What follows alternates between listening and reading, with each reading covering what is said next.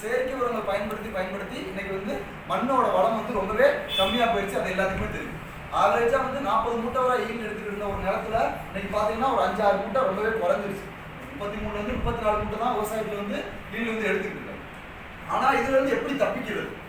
மண்ணு வந்து ஈல்டு வந்து கம்மியாயிருச்சு, மண்ணுல வந்து மகசூல் வந்து கம்மியாயிருச்சு. அதுல இருந்து எப்படி புது டெக்னாலஜி அடாப்ட் பண்ணிட்டு இன்னைக்கு இருக்கிற விவசாயிகள் வந்து ஒரு சில விவசாயிகள் ஒரு ஊர்ல ஒரு 100 விவசாயிகள் இருக்காங்கன்னா அது 90 விவசாயிகள் என்ன நினைப்பாங்க? விவசாயம் பண்ணணும்னு நினைக்கிறாங்களா இல்ல விவசாயம் வேணாம் எனக்கு வேற தொழில் பார்த்துட்டு போறாங்க நிலைமையில இருக்காங்க. ஒரு ஊர்ல இருக்காங்க, அந்த ஊர்ல போய் ஒரு விவசாயிகிட்ட போய் கேட்கறீங்க, அந்த விவசாயிகிட்ட வந்து நீங்க விவசாயம் பண்ணலாம்னு ஐடியால இருக்கீங்களா இல்ல சார் இல்ல வேற ஐடியால விவசாயத்தை விட்டு வேற தொழில் பார்க்க போறாங்கிற ஒரு மைண்ட் செட்ல இருக்காங்க. அதுக்கு என்ன சார் காரணம்?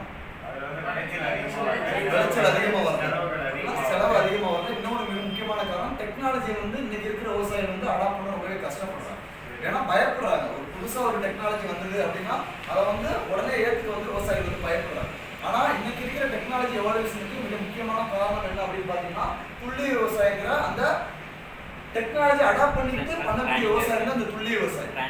இந்த துல்லிய விவசாயம் ஒன்றும் இல்லை, நம்ம நார்மலா போடுற நெல் விதைகளை குறைச்சு நெல் விதை போடுறது. நார்மலா ஒரு ஏக்கருக்கு 25 இருந்து 30 கிலோ வந்து விதைப்பு முறையில நெல் விதைப்பாங்க. அதே ஒத்த நாத்து முறைன்னு ஒரு நாத்து முறை இருக்கு தெரியுங்களா? நாத்துக்கள் ஒத்த நாத்து முறை. அந்த ஒத்த நாத்து முறைக்கு ஒரு ஹெக்டருக்கு அதாவது 2.5 ஏக்கருக்கு 8 கிலோ தான் தேவைப்படும். ஒரு ஏக்கருக்கு நார்மலா விதைப்பு முறையில 25 இருந்து 30 கிலோ தேவைப்படுது சார். அதுவே ஒத்த நாத்து முறையில ஒரு ஹெக்டருக்கு 2.5 ஏக்கருக்கு 8 கிலோ மட்டும்தான் தேவைப்படுது. அது மாதிரி கொஞ்சமா விதைகள் போட்டு கொஞ்சமா தண்ணி விட்டு கொஞ்சமா பூச்சிக்கொல்லிகள், கொஞ்சமா களைக்கொல்லிகள், கொஞ்சமா நோய்க்கொல்லிகள், கொஞ்சமா ரசாயன உரங்கள், அது மாதிரி கொஞ்சமா யூஸ் பண்ணி அதிகமா விளைச்சல் எடுக்கிறதா இந்த வந்து துல்லிய விவசாயம். இந்த துல்லிய விவசாயத்தை பயன்படுத்தாத விவசாயிகள் தான் இன்னுமே ரொம்பவே கஷ்டப்பட்டுக்கிட்டு இருக்காங்க.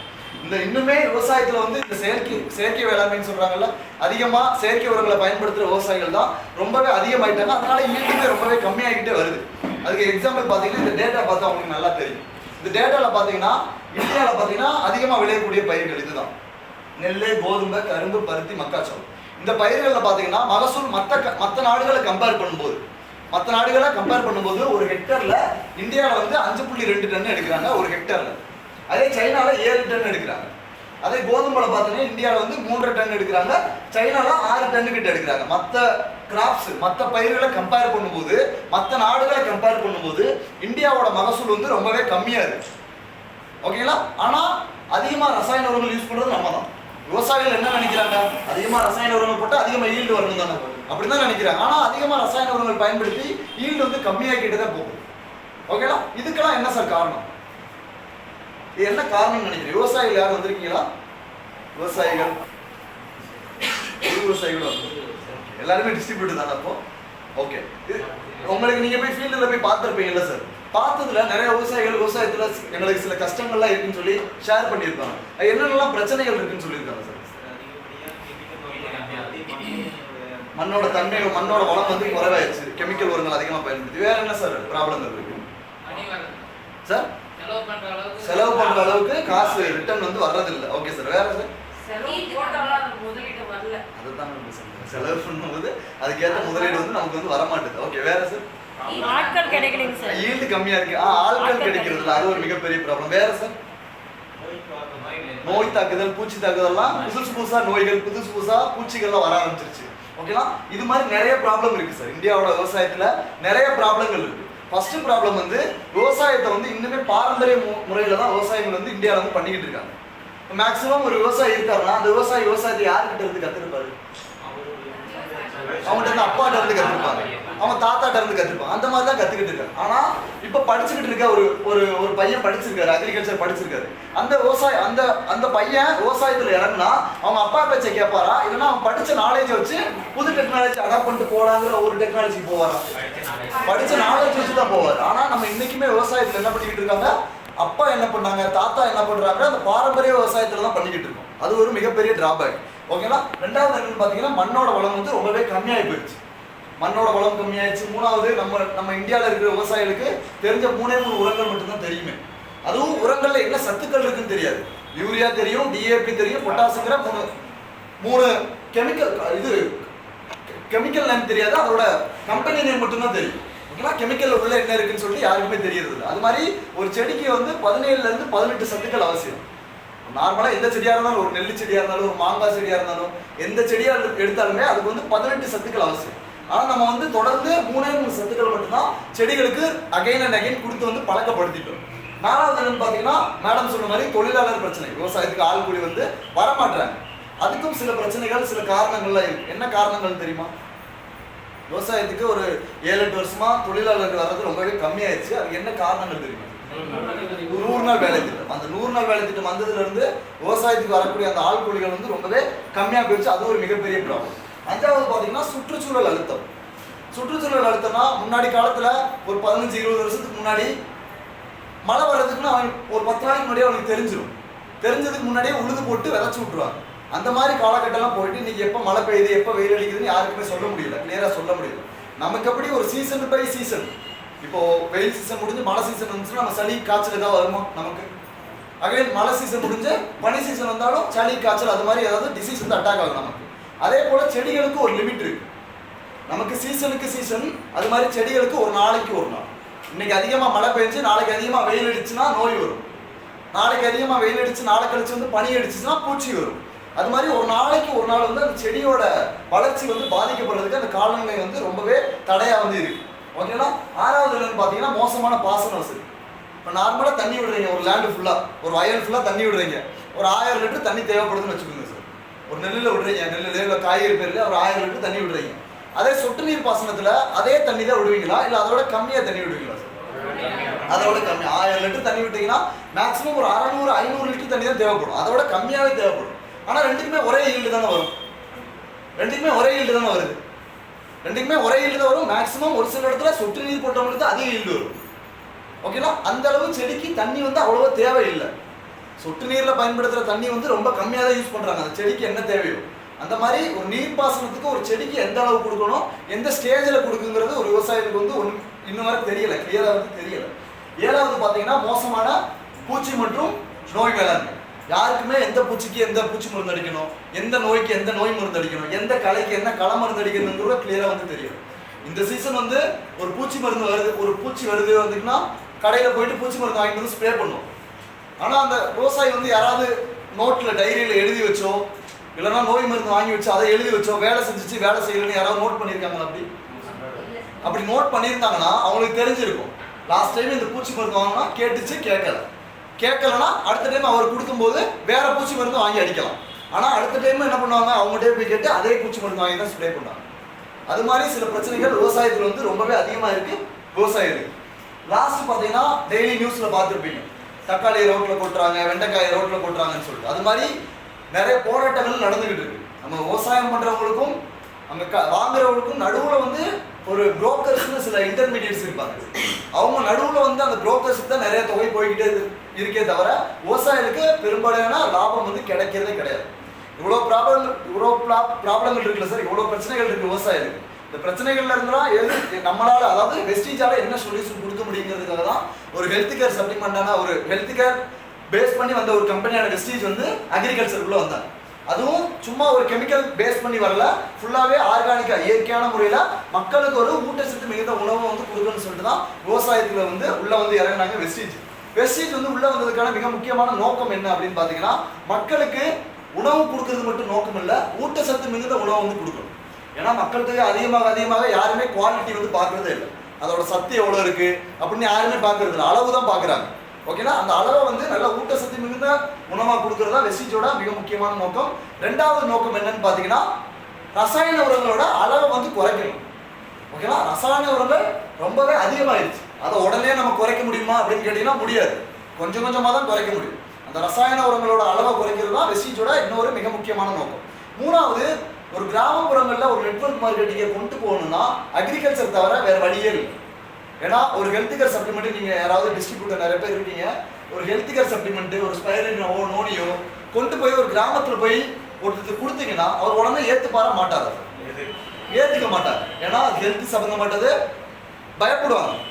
அதுவே ஒரு அக்ரிகல்ச்சர் ப்ராடக்ட், ஒரு ஹியூமிக் லிக்யூடோ இல்லைன்னா அக்ரி ஹியூமிக் கிரானுவல்ஸோ ஒரு 2 ஏக்கர் வச்சிருந்தீங்க, ஒரு 1/2 ஏக்கர் போட்டு பாருங்க, நல்லா இருந்தால் வாங்குங்கன்னு சொன்னால் அந்த விவசாயி வாங்க வர மாட்டார், கண்டிப்பாக வாங்குவாங்க. அது மாதிரி கிராமப்புறங்களில்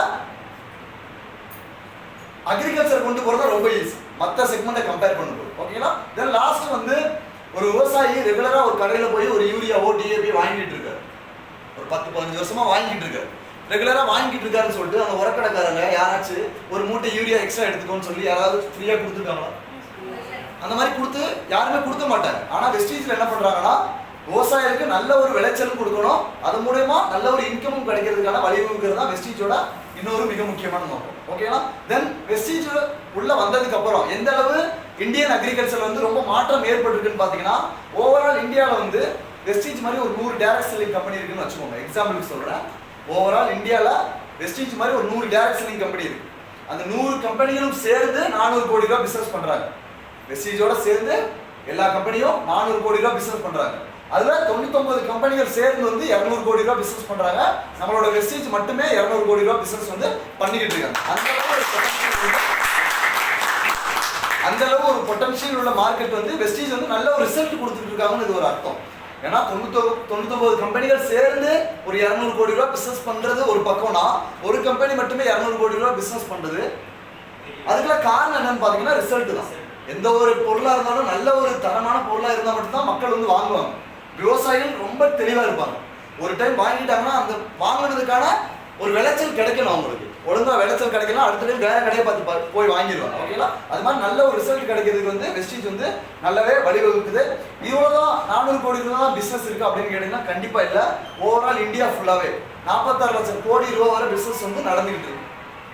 கெமிக்கல் உரங்கள் இருக்குல்ல, யூரியா, டிஏபி, அப்புறம் அக்ரிகல்ச்சருக்கு யூஸ் பண்ற டிராக்டர்ஸ், மற்ற மெஷினரிஸ் இருக்குல்ல, உபகரணங்கள், விதைகள், அது மாதிரி எல்லா அக்ரி ப்ராடக்ட்ஸும் அக்ரி பிசினஸ் எல்லாமே சேர்ந்து 46 லட்சம் கோடி ரூபாய் வரை பிசினஸ் வந்து விவசாயத்துல வந்து நடந்துகிட்டு இருக்கு. ஆனா நம்ம அதுல வந்து ரொம்ப சின்ன பிசினஸ் தான் நம்ம வந்து பண்ணிக்கிட்டு இருக்கோம்.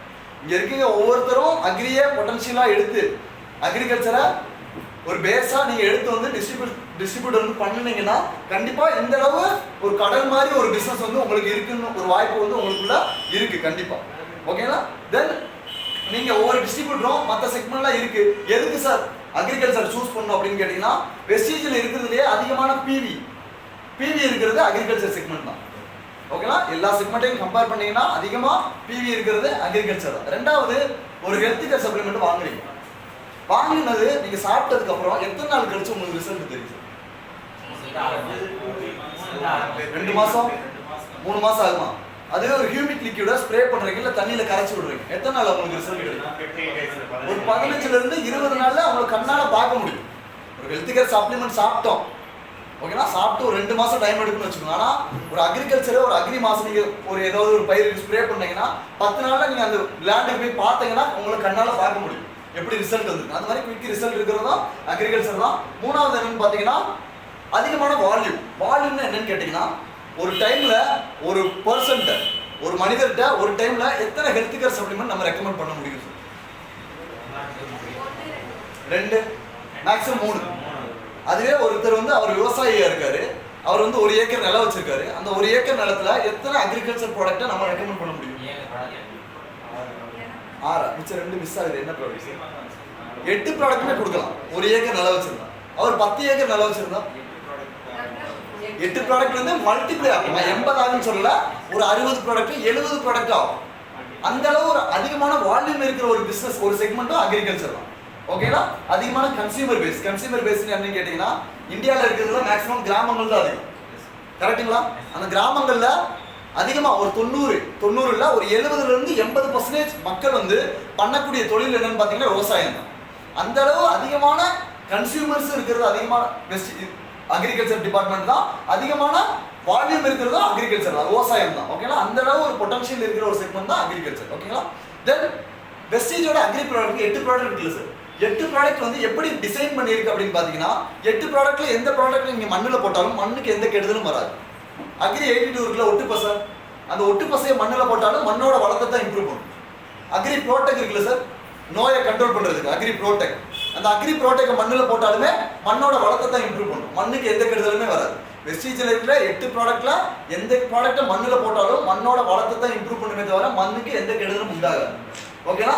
ரெண்டாவது என்னன்னு பாத்தீங்கன்னா, காலநிலை மாற்றங்கள், அதிகமா பூச்சி வருது, அதிகமா வெயில் அடிக்கிறதுல இருந்து ஒரு தாக்கு பிடிக்கிற சிச்சுவேஷன் கொடுக்கிறது வந்து அக்ரி ப்ராடக்ட்ஸ். நீங்க ஹியூமிக் வந்து ஸ்ப்ரே பண்ணீங்கன்னா வெறும் growth மட்டும் கொடுக்காது, ஹியூமிக்கை தண்ணியில கரைச்சி விட்டீங்கன்னா வெறும் வளர்ச்சி மட்டும் கொடுக்காது.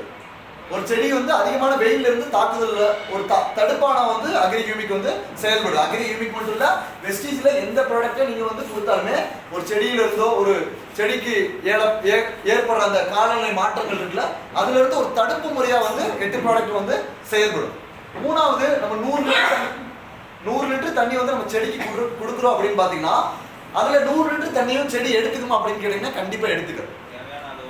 தேவையான அளவு மட்டும்தான் எடுத்துக்கும். நான் ஆல்ரெடி சொல்லியிருந்தேன், நார்மலா பாத்தி கட்டி விடுறதுக்கும் நிலம் ஃபுல்லா தண்ணி விடுறதையும் ஒரே ஈல்டு தான் வருது. அதே சொட்டு நீர்ல விடுறதுக்கும் ஒரே ஈல்டு தான் வருது. சரிங்களா? அந்த அளவு தண்ணியோட அளவு வந்து கம்மியா யூஸ் பண்ணி தான் ஒரு செடிக்கு ஒரு அளவு இருக்கு சார். இந்த தண்ணி தான் எடுத்துக்கும், இந்த அளவு தண்ணி தான் எடுத்துக்குன்னு சொல்லிட்டு ஒரு செடிக்கும் ஒரு செடிக்கும் ஒரு அளவு இருக்கு. நெல்லுக்கு ஒரு அளவு இருக்கு, மக்காச்சோளத்துக்கு ஒரு அளவு இருக்கு, பருத்திக்கு ஒரு அளவு இருக்கு. அந்த அளவை கரெக்டா கொடுத்தா மட்டுமே போதும். எக்ஸஸா கொடுக்க வேண்டிய அவசியம் இல்லை. ஓகேங்களா? நாலாவது என்னன்னு பாத்தீங்கன்னா, அதிகமான பூச்சி மருந்து நோய் மருந்து அடிக்கிறோம். நம்ம பூச்சி மருந்து நோய் மருந்து அடிக்கிறோம், அது முழுமையா வேலை செய்யுமா அப்படிங்கிறீங்கன்னா கண்டிப்பா வேலை செய்யாது. ஏன்னு பாத்தீங்கன்னா, நம்ம பூச்சி மருந்து அடிக்கிறோம், அடிச்சுட்டு ஒரு 5 நிமிஷத்துலயே 10 நிமிஷத்துலயே மழை பெஞ்சுன்னா அந்த இடம் அது வேலை செய்யாது. பூச்சி மருந்து வேலை செய்யாது, களை மருந்து வேலை செய்யாது. அதிகமா காத்து அடிச்சுனாலும் அந்த துளிகள் இருந்துச்சுன்னா அது வந்து கீழே விழுந்து வேஸ்ட் ஆயிடும். பெரிய பறவைகளோ பெரிய வண்டுகளோ இலைகள் மேல உட்காரும் போதும் அந்த இலைத்துளிகள் இலை மேல இருக்கிற நம்ம கொடுக்குற பூச்சிக்கொல்லியோட வந்து எந்த செக்மெண்ட் எந்த அட்ஜுவன்ட் கேட்டகரியும் இல்லாம நம்ம போட்டோம்னா அது வந்து கீழே விழுந்துடும். அதுல இருந்து தடுக்கக்கூடிய சில ப்ராடக்ட்ஸும் வெஸ்டீஜ் வந்து தயாரிச்சிருக்காங்க. இன்னொன்னு, அக்ரி ப்ராடக்ட் நோயை கண்ட்ரோல் பண்றதுக்குன்னு சொல்லிடுறோம். ஓகேங்களா? அக்ரியை ப்ரொமோட் பண்ற டிஸ்ட்ரிபியூட்டர் யாரும் இருக்கீங்களா? ஓகே, அக்ரி ப்ராடக்ட் நோயை மட்டும் தான் கண்ட்ரோல் பண்ணுமா இல்ல வேற எதுவும் பொருட்கள் இருக்கா சார்? அதுல என்ன ப்ராடக்ட், என்ன பொருட்கள் சார்?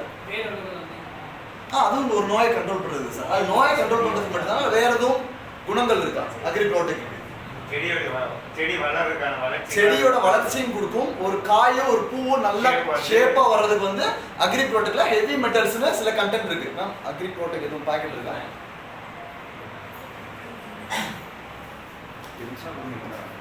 உள்ளதா இருக்குமா? இதுல பாத்தீங்கன்னா உங்களுக்கு கிளியரா மென்ஷன் பண்ணிருப்பாங்க, அக்ரி ப்ராடக்ட்ல நேச்சுரல் சல்ஃபர் பொட்டாசியம்ங்கிற மாதிரி சில நோய்களை கண்ட்ரோல் பண்றதுக்கும் சில இன்கிரீடியன்ட்ஸ் இருக்கும். கீழே பாத்தீங்கன்னா காட்மியம், காப்பர், அது மாதிரி நிறைய ஹெவி மெட்டல்ஸ் ஆட் பண்ணிருப்பாங்க. அதெல்லாம் ஆட் பண்றதுனால என்ன ஆகுதுன்னு பாத்தீங்கன்னா, செடியோட growthக்கும் செடியோட ஒரு காய்க்கும் பூக்கும் நல்ல ஒரு வளர்ச்சி கொடுக்கறதுக்கும் அக்ரி ப்ராடக்ட்ல சில காரணிகள்லாம் இருக்கு. எல்லா ப்ராடக்ட்டுமே ஒரு செடியோட growth தான் இம்ப்ரூவ் பண்ணும். சரிங்களா? அது மாதிரி தான் வெஸ்டீஜ் அக்ரி ப்ராடக்ட் வந்து டிசைன் பண்ணியிருக்காங்க. இது வந்து ஒரு